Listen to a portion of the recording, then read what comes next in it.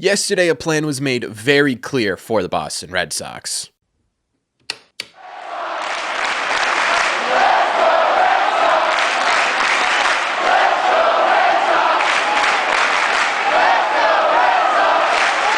What is going on, everybody? Welcome back to Red Sea Radio. My name is Corbin. Before we jump in today, just a heads up, we are going to be live right here on this channel tonight, 6:40 p.m. Eastern Time. We're going to be watching Connelly Early take on the Oakland Athletics for his second career start. Big game, going to be a ton of fun, and make sure you guys are here. Again, that's tonight, 6:40 p.m. Eastern Time, right here on this channel. But before the Red Sox get to that, we as Red Sox fans got to mentally prepare ourselves. These last 2 weeks of the season are going to be terrifying. They're going to be thrilling. They're going to be stressful. I just hope you guys have your paper bags ready because this is going to be one wild ride. But the Red Sox, they've got to figure something out here. They have essentially a three-headed monster at the top of their rotation, right? Crochet, Bello, Giolito, and they have to figure out in these next 12 games how to maximize those guys in order to make sure that they have their best players in their key moments going for this team. And that's not an easy task, especially with the way that pitchers go, right? You need a specific amount of rest. You got to figure out how to make sure you keep these guys healthy as well as performing on the field. And last night,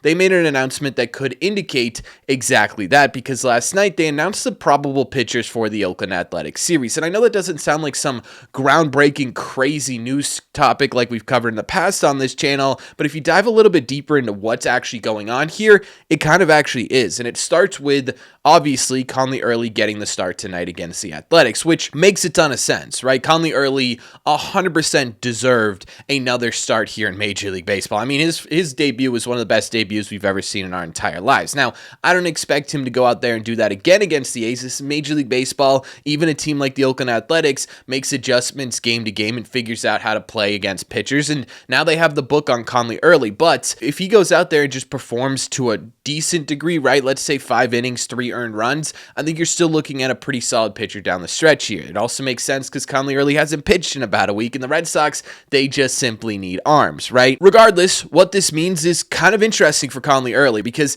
it kind of sets him up to have a pretty big start at the end of the year here, potentially even part of being the deciding factor as to where the Red Sox fall at the end of the season. If you're looking at it just simply based on schedule-wise, and let's say they're giving him 5 days rest and pitching him every 6th day, well, that means he's going to get at least one start between either the Toronto Blue Jays or the Detroit Tigers, most likely the Detroit Tigers, right? And that's obviously going to be a really big series. The Red Sox are going to be leaning on a whole lot of young arms down the stretch here, and we're going to see exactly how it ends up. I think right now, Connelly Early is the face of that. But again, we're not totally focusing on Connelly Early in this video. We're focusing on what this means for the Red Sox big three in their rotation. But before we get to that, a quick word from today's sponsor. September is officially here, ladies and gentlemen, which means only good things if you're a sports fan. Not only are baseball playoffs right around the corner, but we're also celebrating the start of a new football season, which is why for the entire month of September, we are partnering with the DraftKings Sportsbook, because right now on DraftKings, new users bet $5 and instantly get $200 in bonus bets and $200 off YouTube Sunday NFL ticket. Sign up using DraftKings.com/RedSeat or through my promo code RedSeat to take advantage of this offer. With DraftKings' very user-friendly app, you can take your Sundays to the next level. Thank you very much to DraftKings for sponsoring this episode. Make sure to use code RedSeat. Please don't forget to gamble responsibly. DraftKings, the crown is yours. Let's get back to the video.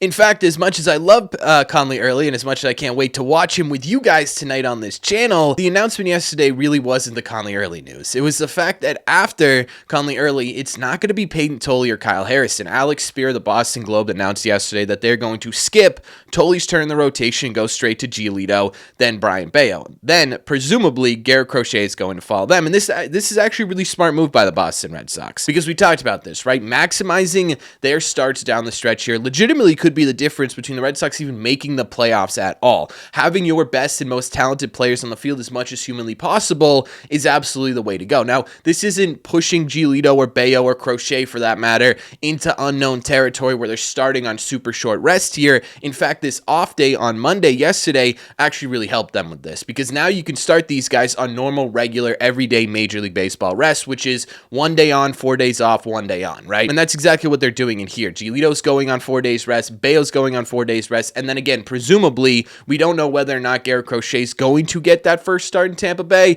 but it's pretty big assumption, or it's pretty obvious assumption here that he's going to end up doing that. He's also going to get 4 days rest. But let's break down exactly what this means for the Sox rotation going forward, because Giolito now starts tomorrow with the off day next Monday as well. You can get Giolito in the opener of the Jays series on 5 days rest. So you're actually giving him a little bit of extra rest down the stretch here. Plus, he could also be good to go for the season finale as well on regular rest if need be. Now, that's a really big thing, right? Because, again, not only is this Jays series going to be hugely impactful on where the Red Sox finish in this thing, but this season could potentially come down to the last game of the season, right? If the Guardians keep playing the way they're playing, if the Rangers keep playing the way they're playing, the potential for the Red Sox to be coming into the last game of the season fighting for at least making the postseason, or potentially fighting for that middle wild card spot, or even that top wild card spot right now, is huge. Having Giolito being able to go with his 3.31 ERA, his 4.17 FIP, and his 1.25 WHIP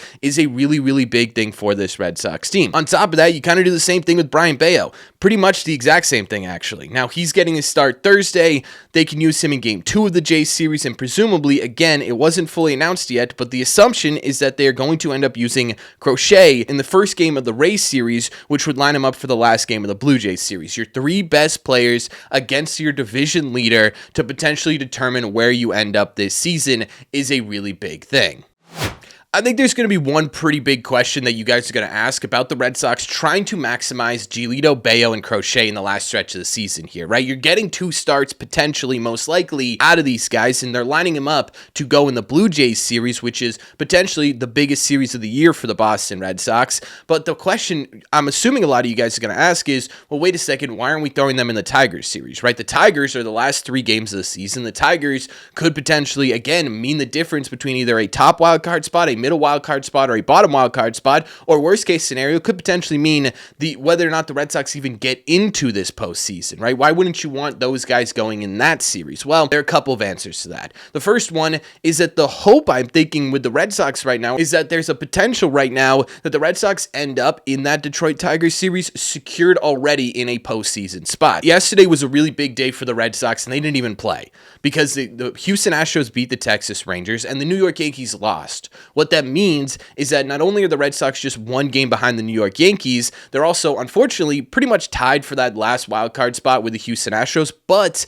they have the tiebreaker against both of those teams. So if you were to finish anywhere near either the Houston Astros or the New York Yankees, I'm talking a tie here, you win each of those tiebreakers, which is huge. Again, we talked about this earlier in the season. The second thing is that they beat the Rangers, and now both the Guardians and the Texas Rangers are 3.5 games behind the Boston Red Sox. If they are able to somehow build themselves a 4 or 5 game lead coming into that last Detroit Tigers series, they secure a spot, right? It doesn't matter if they lose all 3 games against the Detroit Tigers. It doesn't matter if they win all 3 games against the Detroit Tigers. They are going to make the postseason anyways. By having both Giolito, Bello, and Crochet going 2 times in between those starts is pretty big, right? You have that potential to gain it at bare minimum just 1 game on either of these teams, or potentially, I mean, you'd have to do both of those teams, but regardless, if you can get 4 games above the Guardians and the Rangers, you don't need to worry about the Detroit Tigers series all that much. I mean, obviously, it's going to determine whether or not you're first wild card, second wild card, or third wild card, but again, you have the tiebreaker with the Astros and the Yankees. Now, the other thing is that, you want these guys going in the wild card, right? I mean, what would you rather have? You would have Bello, Crochet, and Giolito go in the Detroit Tigers series to secure you a top wild card spot, and then go Connelly Early, bullpen game, and then potentially Giolito or Bello or Crochet or whoever in that third wild card game? Or would you rather have Connelly Early, Harrison, and then potentially Giolito, and then be able to go Crochet, Bello, Giolito in the wild card game? I think I'm taking that second option every single day, regardless of what spot the Red Sox are in. And I've said this before, and I'll say it again, even if the Red Sox end up limping into a postseason, having Crochet, Bello, and Giolito being able to go in a 3-game set gives me confidence that they can beat just about any team in Major League Baseball in that 3-game series. Now, I think the Red Sox are thinking the same thing, right? Okay, let's figure out a way to put ourselves in a position where it doesn't come down to the final game of the season. Let's put ourselves in a position where we don't have to use Crochet, Bello, or Giolito to close this thing out, and then we can use all 3 of those guys in a postseason and potentially push ourselves into the next round. And to me, that feels like a really smart idea. So to answer the question of why they aren't going with them in this Tigers series, I think it's pretty clear for a couple of different reasons. Now, the other thing that this pitching probable announcement does is it sheds some light on where the Red Sox are at with that 5th spot in this rotation, right? Which is not all that confident. Payton Tolle's getting skipped in his start, which kind of honestly makes sense. As much as I love Payton Tolle, and as much as I still think Payton Tolle's going to be a really exciting pitcher for the Red Sox next year and the year after that, he's just simply not a very polished pitcher, right? He's got the raw stuff. He's like a diamond that hasn't been fully formed yet. You see where he can be great, but it's just not there. And if you're playing in Major League Baseball and everything's not there, guys are going to expose that. It doesn't matter who you're facing. They are the best, 150? I don't know how many players are in Major League Baseball, but the best of those guys are going to be able to figure it out if you're talking about the best players in the world. So, yeah, it makes sense why they're not starting Payton Tolle. What's going to be really interesting is how the Red Sox utilize that 5th start in this rotation, because as much as they're maximizing Bello, Giolito, and Crochet, you still need to have 2 other starters in there, right? The hope is that Connelly Early's one of those guys, and you can start to use him,